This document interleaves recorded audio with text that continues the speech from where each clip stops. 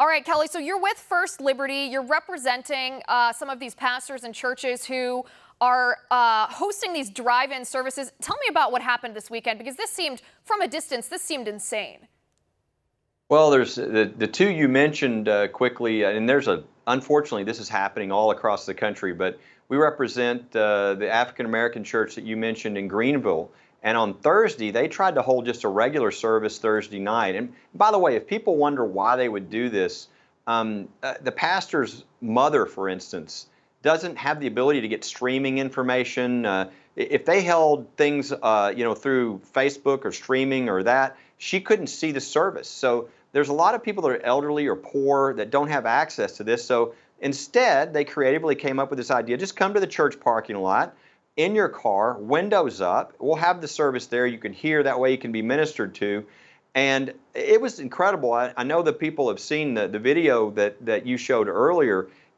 There are about 6 police cars, 6 cars from the church, and they're surrounded by more than that in police squad cars, and they're threatening them with criminal violations in their own church parking lot. And as you mentioned, the officer tells Pastor Hamilton that your rights are suspended.